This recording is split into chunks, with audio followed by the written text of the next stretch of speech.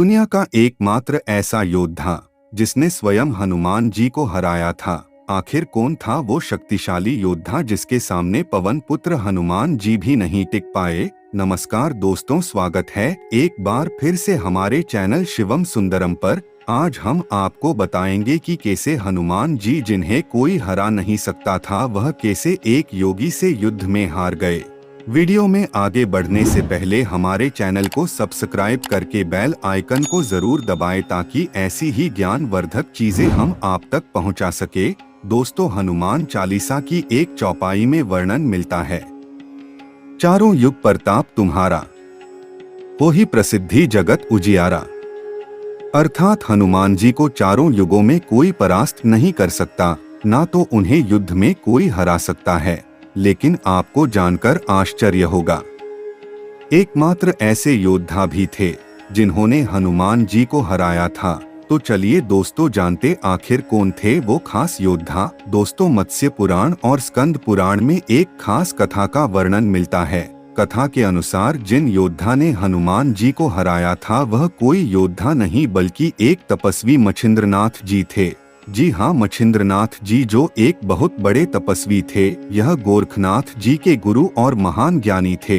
कुछ ग्रंथों के अनुसार इनके ऊपर भगवान शिव की असीम कृपा थी, तो कुछ में कहा जाता है वह शिव जी के ही अवतार थे। इनके बारे में कहा जाता है कि इनके मुंह से निकली हुई हर बात सत्य हो जाती थी। एक बार मच्छिंद्रनाथ जी रामेश्वरम आए और भगवान राम द्वारा निर्मित राम सेतु को देखकर बहुत ही भाव विभोर हो गए और भगवान की भक्ति मन में धारण करके समुद्र में स्नान करने लगे। तभी वहां पर वानर के भेष में उपस्थित हनुमान जी की नजर उन पर पड़ी है। हनुमान जी जानते थे कि मच्छिंद्रनाथ जी बहुत बड़े तपस्वी हैं। फिर भी हनुमान जी के मन में मच्छिंद्रनाथ जी की परीक्षा लेने का विचार आया। परीक्षा लेने के लिए हनुमान जी ने अपनी लीला आरंभ की और जोर से बरसात होने लगी। ऐसे में वानर रूप धरे हनुमान जी बरसात से बचने के लिए पहाड़ पर एक गुफा बनाने का झूठा नाटक करने लगे। वह ऐसा इसलिए कर रहे थे ताकि मच्छिंद्रनाथ जी की नजर उन पर पड़े, और ऐसा ही हुआ भी। कुछ ही समय बाद मच्छिंद्रनाथ जी की नजर वानर रूपी हनुमान जी पर पड़ी। तब मच्छिंद्रनाथ जी ने उस वानर से कहा, हे मूर्ख वानर, ऐसी मूर्खता करते ही क्यों हो? प्यास लगने पे कुआं खोदते हो, बारिश आने पर गुफा का निर्माण कर रहे हो। यह तो तुम्हें पहले ही कर लेना चाहिए था। दिखने में तो शक्तिशाली लगते हो पर हो आलसी के आलसी। यह सुनकर हनुमान जी रूपी वानर ने उससे पूछा, शक्ति की बात करने वाले आखिर आप हैं कौन? मच्छिंद्रनाथ जी बोले, मैं एक सिद्ध योगी हूँ और मुझे शिव मंत्र की शक्तियाँ प्राप्त है, साथ ही मुझे शिव का संरक्षण भी प्राप्त है। यह बात सुन वानर रूप धरे हनुमान जी ने कहा, इस संसार में सिर्फ दो ही लोग श्रेष्ठ है, एक तो प्रभु श्री राम, दूसरे उनके भक्त हनुमान। इनके अलावा कोई तीसरा किसी को संरक्षण नहीं दे सकता। कुछ दिन मैंने स्वयं भगवान श्री राम की सेवा की है, जिससे खुश होकर प्रभु ने मुझे अपनी शक्ति का कुछ हिस्सा दे दिया था।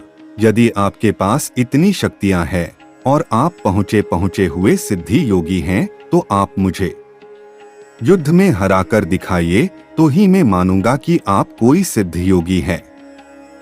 जी की नजर वानर रूपी हनुमान जी पर पड़ी। तब मच्छिंद्रनाथ जी ने उस वानर से कहा, हे मूर्ख वानर, ऐसी मूर्खता करते ही क्यों हो? प्यास लगने पे कुआं खोदते हो, बारिश आने पर गुफा का निर्माण कर रहे हो। यह तो तुम्हें पहले ही कर लेना चाहिए था। दिखने में तो शक्तिशाली लगते हो पर हो आलसी के आलसी। यह सुनकर हनुमान जी रूपी वानर ने उससे पूछा, शक्ति की बात करने वाले आखिर आप हैं कौन?